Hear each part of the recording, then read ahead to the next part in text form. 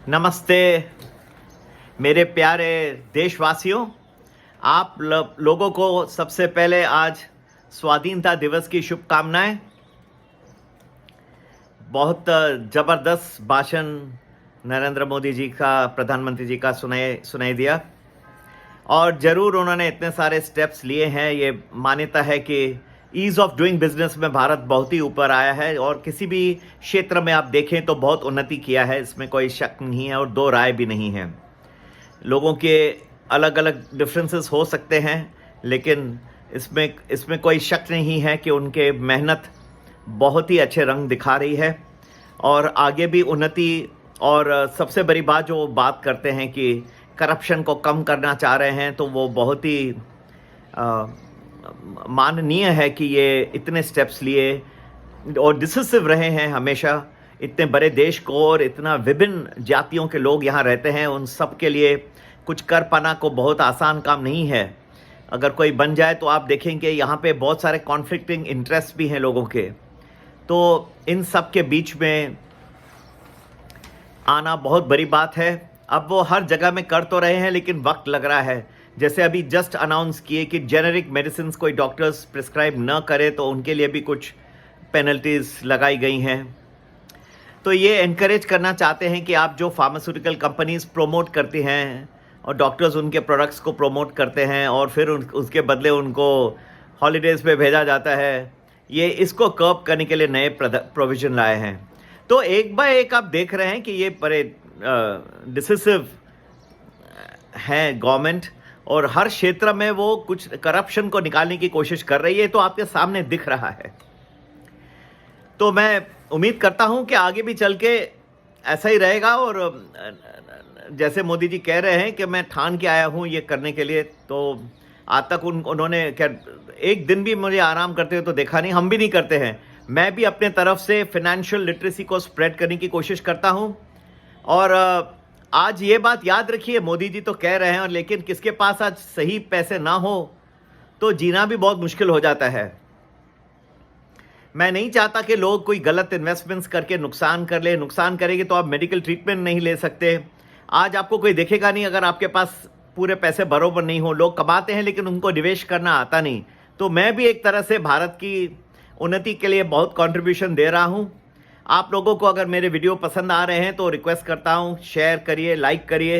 हाँ, लोग जिनको सिमिलर थिंकिंग है उनके लिए पहुँचाए। मैं भी आप लोगों से ये प्रार्थना करता रहता हूँ। अगर आप आगे देखें मार्केट को तो लास्ट 2 हफ्ते में कुछ मोमेंटम गिरता हुआ नज़र आ रहा है स्टॉक मार्केट में। कल का दिन का मैंने संडे को ही वीडियो डाले थे कि सोमवार को आपको सुबह के सेशन में गिरावट दिखने मिलेगी और दिखाई दी। कुछ रिकवरी बाद में वो यूरोप जैसे खुलते रहा उसके कुछ चिन्ह दिखाई दिए, लेकिन ऑन द होल आप देखेंगे इवन अमेरिका में डाउ पहले पॉजिटिव फिर नेगेटिव फिर लास्ट में थोड़ा जाके पॉजिटिव हुआ। ये एक बहुत टेंटेटिव मूवमेंट्स किसी भी स्टॉक मार्केट में दिखाई देती हैं।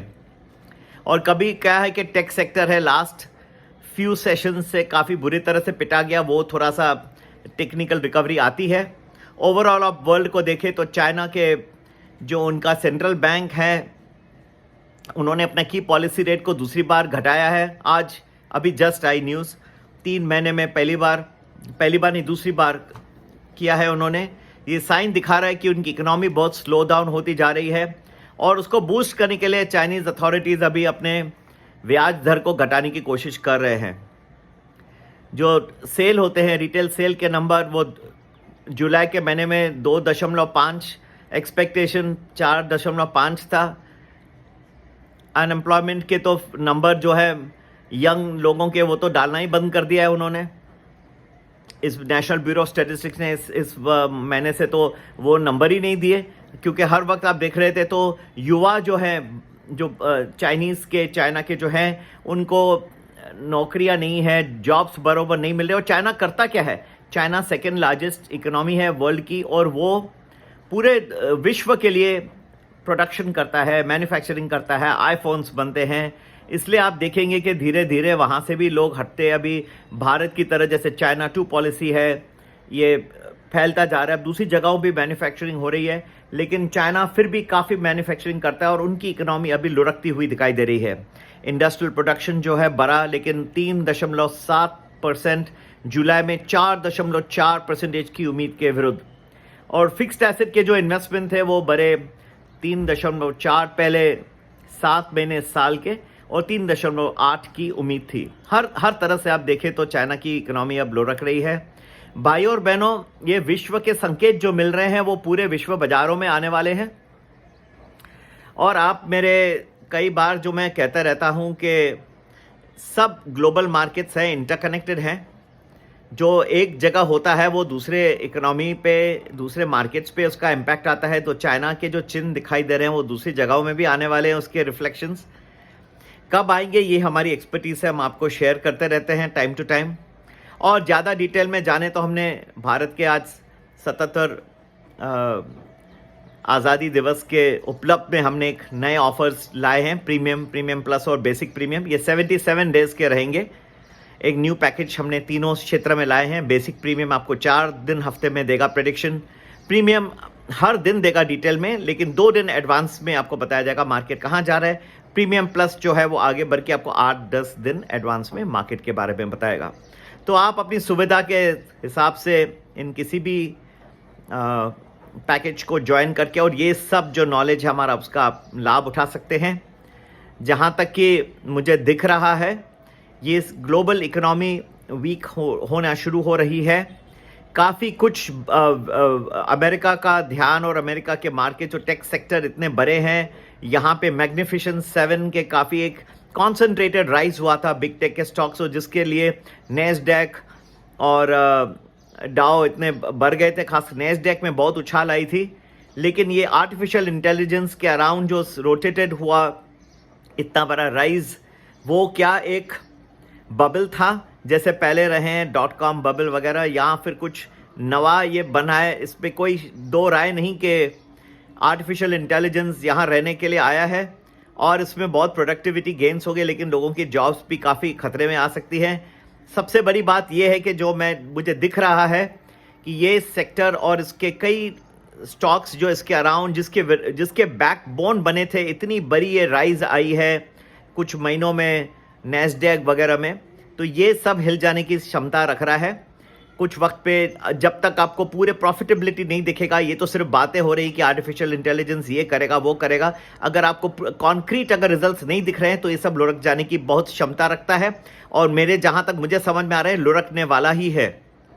भाई और बहनों, जब मार्केट ऊपर जाता है तो सबको बड़ा मजा आ जाता है। आप कई शेयर्स बोलेंगे आज ये तो कल और, प्रेडिक्ट करना बहुत आसान हो जाता है और लोगों का ओवर कॉन्फिडेंस बढ़ जाता है और वो बोलते हैं कि हम जहां भी निवेश करेंगे वो तो ऊपर ही जाएगा, चिंता करने की कोई बात ही नहीं है। ठीक है, जैसे एक तरह से ओवर कॉन्फिडेंस कहें, इतना बढ़ जाता है कि कोई लिमिट के बाद वो ओवर कॉन्फिडेंस डाउन प्ले होके वो मार्केट को गिरा देता है और लोगों का फिर वही ओवर कॉन्फिडेंस होके अंडर कॉन्फिडेंस में चले जाता है। भाई और बहनों, तो ये इतना ओवर कॉन्फिडेंट न रहिए, राइटिंग ऑन द वॉल को देखिए। अदानी का भी अभी तक पूरा हुआ नहीं है, क्लीन चिट आया नहीं पूरी तरह से। सेबी की इंक्वायरी 15 दिन ज़्यादा टाइम मांगा है सुप्रीम कोर्ट से। बहुत सारी चीज़ें हैं, बहुत सारी इकोनॉमीज लुढ़क रही है। क्रेडिट रेटिंग के 2 डाउनग्रेड आ गए अमेरिका में, और आगे क्या आना है सब कुछ हम एनालाइज करके रखे हैं साइंटिफिकली। ज़रूर ज्वाइन करेंगे आज इंडिपेंडेंस डे पे ही प्रीमियम प्लस या बेसिक प्रीमियम। 77 डेज का नए पैकेज लॉन्च किए गए हैं आप लोग के लिए, बहुत मॉडरेटली प्राइस टू डिस्काउंटेड रखे हैं। और आज ही संपर्क करने का नंबर आप लोग के लिए है 9820861044। इसी के साथ मैं यही समाप्त करता हूं। जय हिंद, जय भारत।